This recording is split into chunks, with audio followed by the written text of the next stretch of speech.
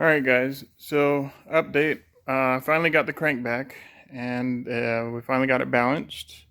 We also got it, the journals reground, because the original journals were not good. We had them reground, and now we are at the point where we're finally going to start getting this thing slapped together. So I just wanted to show you that we're on the way. So we got the crank here, and you can see they got some new holes drilled in it on either side here, where they went ahead and rebalanced this thing. Got the balance of it right. And I know the journals are pretty close to what they need to be, so I think I checked them last time and they were pretty spot on. Because originally what happened with this crank is a used crank, and this journal here, the first or second rod, and then one of the back rods here, I think it was number 8. They were both scored from whatever they were running. They obviously spun a bearing or something happened, and they messed up the journal. So I had to send it to a machine shop and have them regrind it. This is on the forge crank. So they took it down about 30 thousandths on the rod bearing. Then whenever they do that, they do 20 thousandths on the mains. The main bearings are 20 thousandths under, which is like half a millimeter. And the rod bearings, they cut them down about 30 thousandths, which is like, I think that's roughly 3/4 of a millimeter, something like that. So just going to show you anyway. I got the new bearings in here. These are the mains.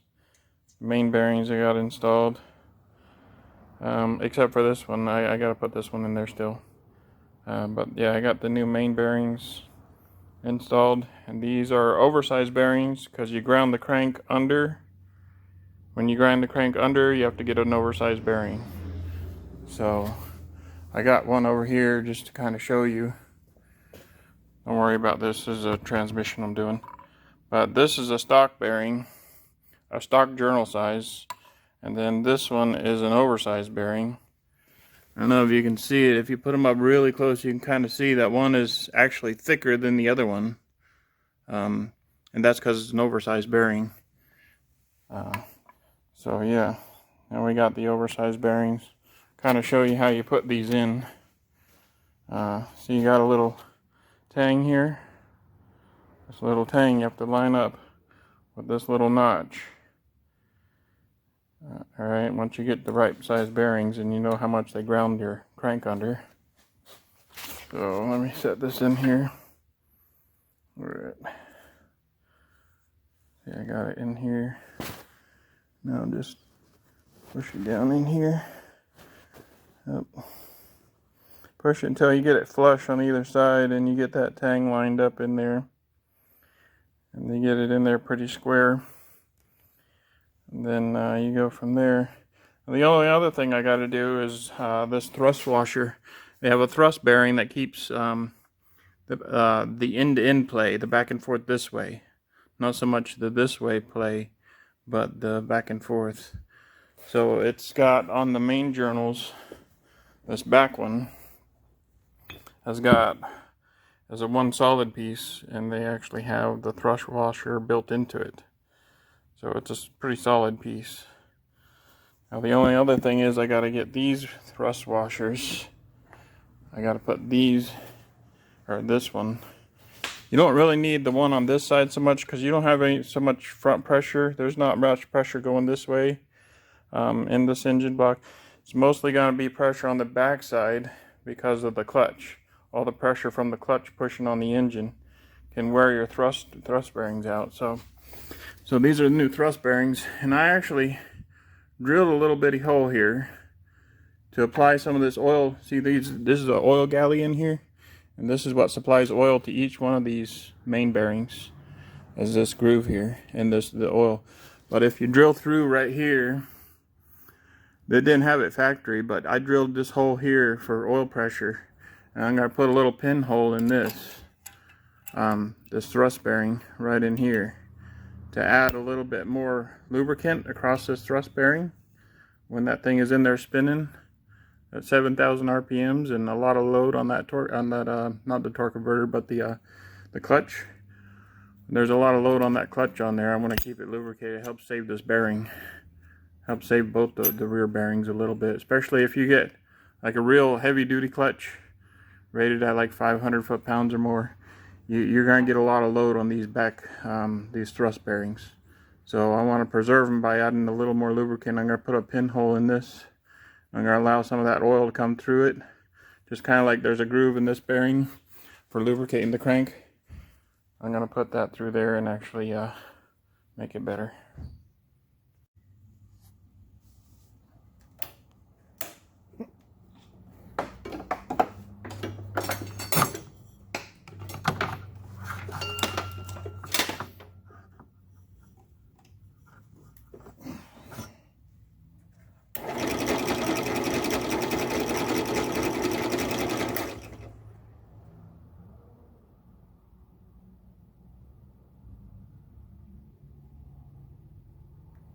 That's not good.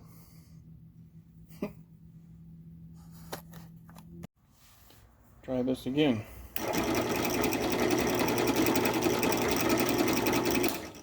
Are all my drill bits bent? What's the deal here?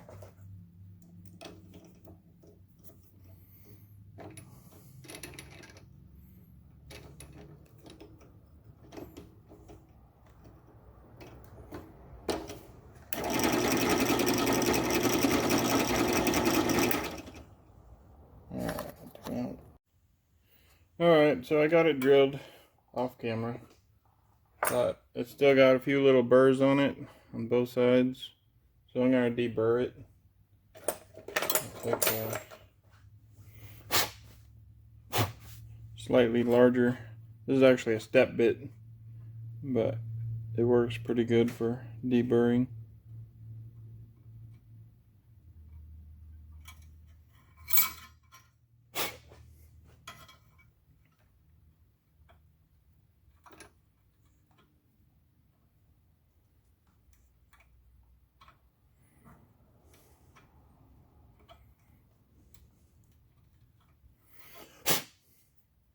There we go. I think that's good. Let's see here.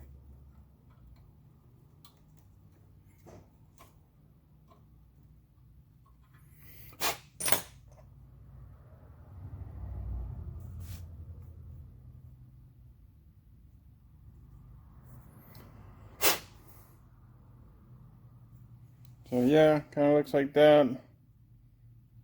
Good. I don't know if this thing will focus.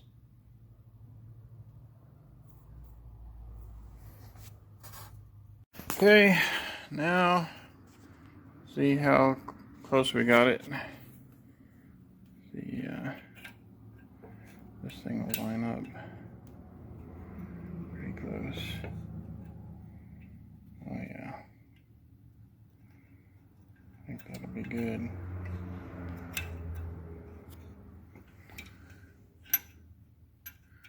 Yep.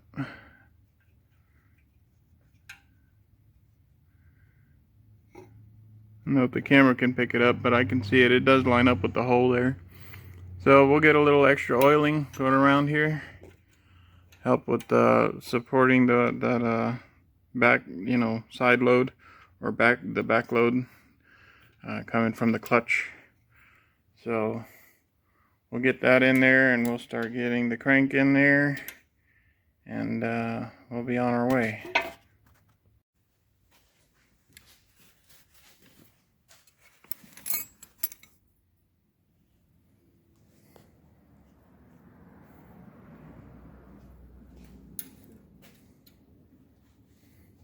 All right.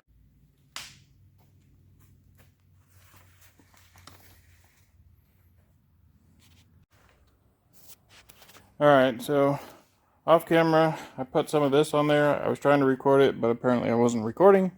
I use this stuff right here, Lucas Oil, heavy duty oil stabilizer. Works really good for lubricating your bearings. Put a little bit on each of the bearings, going all the way through. And it's real thick, kind of like honey, as you can see. But I put a little bit of that on all the bearings, and I even used a little bit on the backside to stick it on there, stick the thrust washer on there.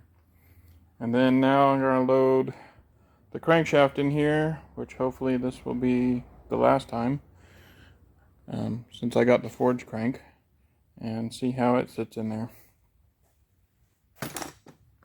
Okay, now I got the crank sitting in the block, so sits on all those bearings pretty nicely. As you can see, the thrust washer is in here too, where it needs to be. Actually need to push it down a little bit. So, but you can see that as they had to do some drilling on this crank to get it rebalanced right, because I'm actually lighter than what the factory stuff was, which is good. So, and if you get your crank in here like this and it doesn't spin smoothly with a little oil on it, there's no point in torquing all your bearings down, because it ain't right.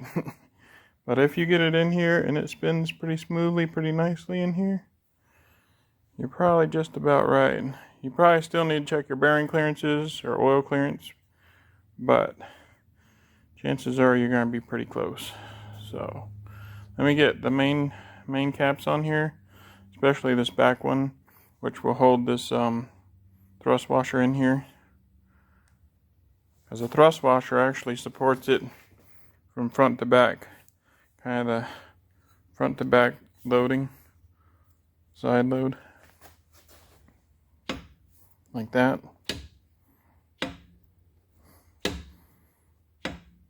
So, but what does all the load really is the lower cap, because it has both sides. I could put another washer on the other side, but I don't think it's going to need it. Actually, I don't think it's notched out far enough for it to have one. The factory doesn't have one anyway. It just has the back one on the lower support. The upper support. The lower support has both sides. So I'll grab this over here. This is the rear main with the thrust washers on there. Or, well, it's a whole single bearing, solid piece.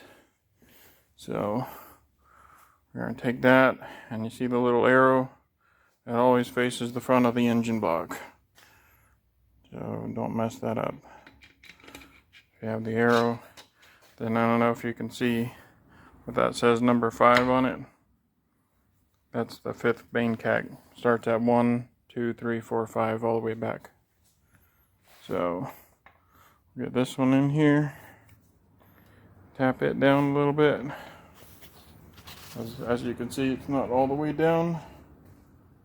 So we'll get our little lightweight mallet and give her a little tappy-doo.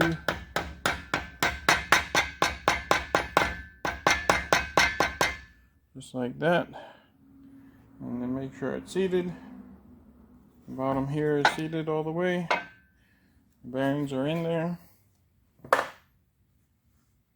And then you keep going, doot, all the way through, put all the rest of the caps on there.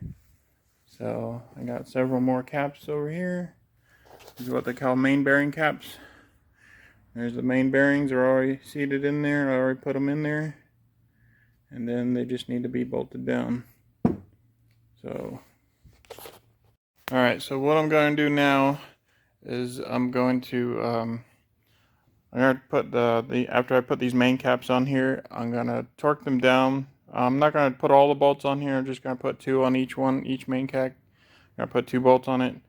And I'm going to torque them down to about 30 foot-pounds.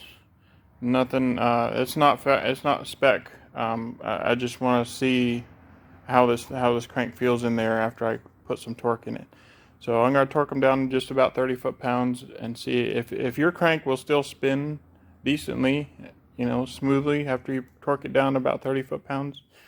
And your clearances and your oil passage, the amount of clearance between your bearing and your journals are probably pretty close. You may still check that, with the gauges. But I'm just going to torque them down to about 30 foot-pounds and see how it lays in here after it's been balanced and after it's been machined. I'm pretty sure when I checked this before, it was pretty close. and it felt really good. But I'm gonna check it again and I'll show you how that works. Alright, so here we go. Get my torque wrench out. We're gonna set it to about 30 foot-pounds. See what we got here.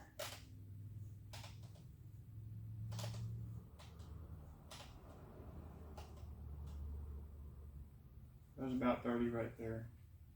So just gonna go through on each one of these. Basically turn it till it clicks.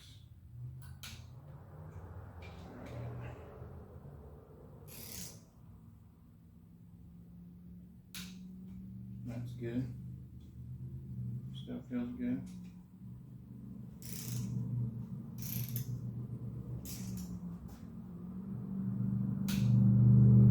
I have to get a deep well socket on that one.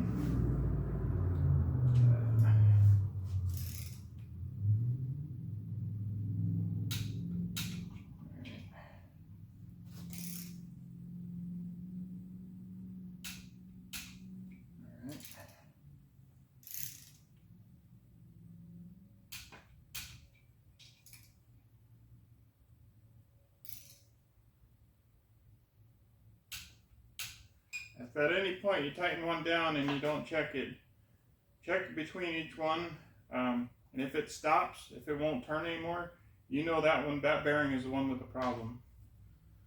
But as you go, just torque it down. You don't have to get it to full torque to test it. Just get it about 30 foot-pounds on each one. Get some pressure on them. And then after most of them are torqued down to about that, see if it'll spin nicely. It spins in there pretty easily. Now some people actually put it in there with loose, you could put it in there with WD and you can actually whip it around. I actually put these in with the heavy duty stuff, so it's a lot more like honey, so it's a little slow moving. But it does feel really nice in there. It's not, I don't feel any binding. If it's binding and you just got about 30 foot-pounds on there, you already got a problem. So, but this feels good. I don't think we're gonna have any issues here. So, get that other, get a wrench on this one. Got a torque on there. There we go. Yeah, feels nice.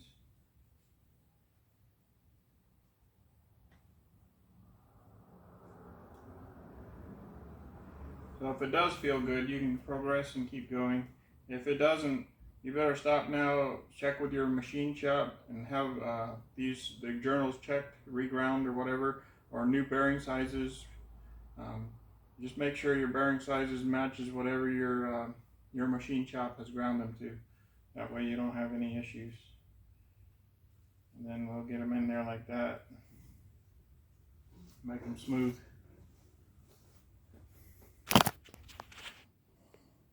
Yeah, here you can see it. It moves over pretty easily. I mean, it really doesn't take too much. You can do it with a finger. Just whip it around. So that's kind of what you want. You want it really smooth, or it doesn't take a lot of pressure and torque to do it.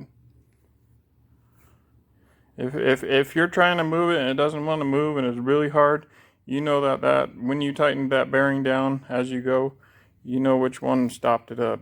If the crank is bent, or if the journals weren't ground straight, or if any issues like that.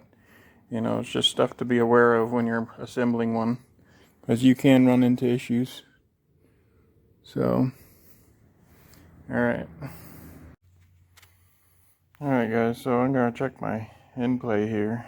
I got my thousandths gauge on here to see just how much play is in that bearing, and that thrust bearing. See how much we got on our pusher here.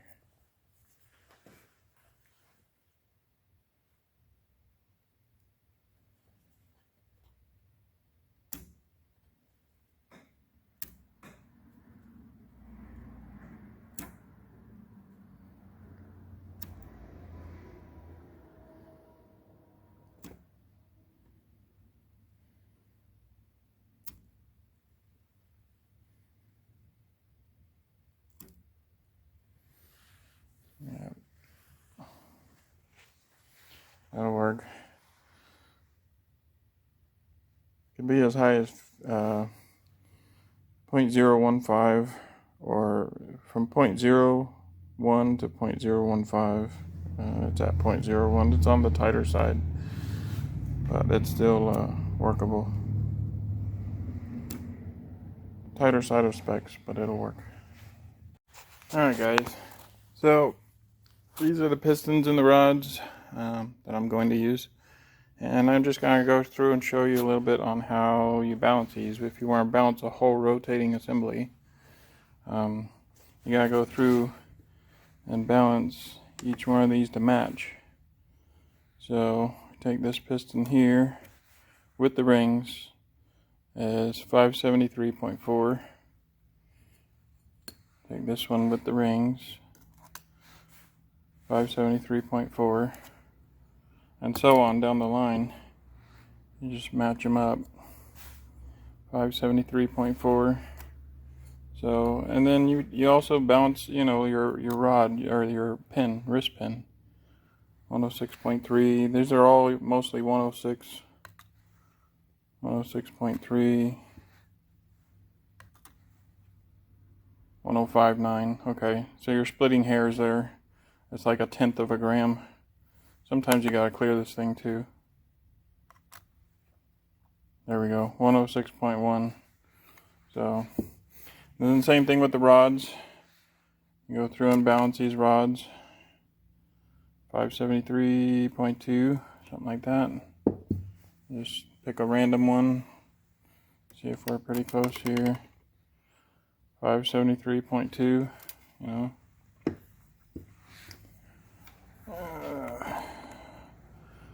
573.2. So basically, yeah, go through all these. I mean, you don't have to go down to the 1/10 of a gram, but to the nearest gram. I mean, if you take a paper clip and put it on here, it's basically a gram. So I mean, going 1/10 of a gram is just like splitting hairs. It's almost going too far, because you're gonna have oil all sloshing around on everything, and that's gonna change weights just slightly. But if you have all your weights and you send in your crank, you can have them balance it to your what you have. So they'll make the bob weights on the crank of whatever you got. They add it up, and then they'll balance it to it. But why rotating assemblies cost so much to balance is because they go through all of this. They go through the pistons, the wrist pins, the rods, and I've already done some balancing on these. As you can see, I put little bitty dimples on it, shaved off some corners, and got it to be right about right. I think this was the heaviest one, to be honest. One of the lighter ones I think was number 4. So 373.6. So, but they're all within 1/10 of a gram. So after you do that, then you can start assembly, which I've already done all this prepping, to get everything ready to go. And then and I've already had the crank balanced to the weight of those pistons and rods. So now it's just assembly, getting it all assembled, and putting it back together. So we're going to start on assembly here. Let's see if I can prop up this here.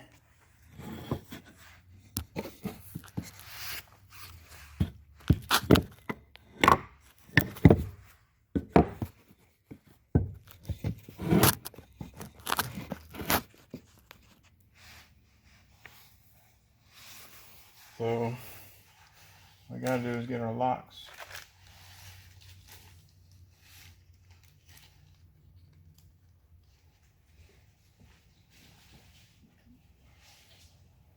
Alright. I'm missing one piston here.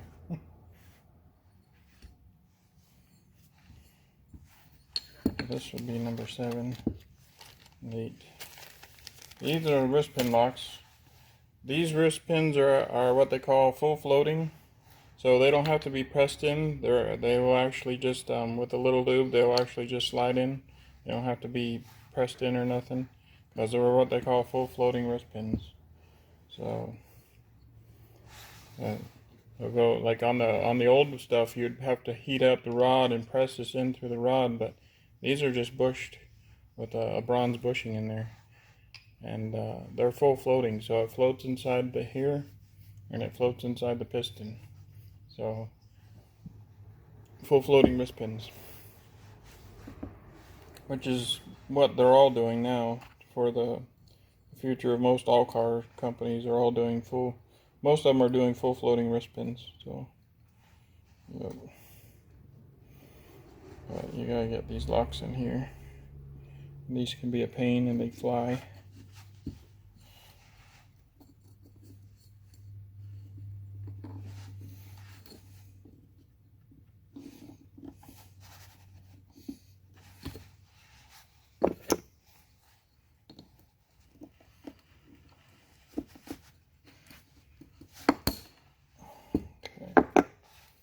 There's one lock. I don't know if you can see it, but it's down in this groove. They have these grooves that are cut into it, and you put a lock on each side, and that's what keeps the pin from actually coming out of there. So it'll go in and hit that against that lock, and it won't be able to move. Alright, so off camera, I got a couple of these in here. They're a little bit of a challenge to get in there. These wrist pins are a little snugger than I like. They're not quite a press fit, but they're pretty tight. I imagine with time and a couple heat cycles, they'll loosen up in there better. But they're pretty loose on the rod. I mean, they feel good on the rod though. They don't feel bad at all. So, wrist pin is in there. The locks are in there. I don't know if you can see the locks on either side of it. There's one lock on that side. One lock on that side. See, these are the locks right here. So I got 2 of them done. It helps to put a little solvent on them.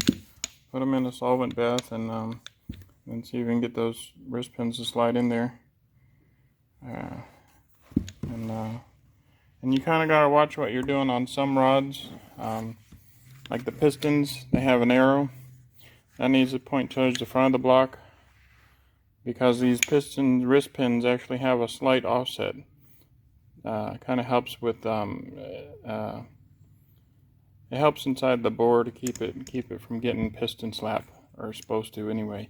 So the piston doesn't rock as sideways as much in there and get piston slap. Some of them still have some piston slap, but they have an offset built into them for the crank rotation as well.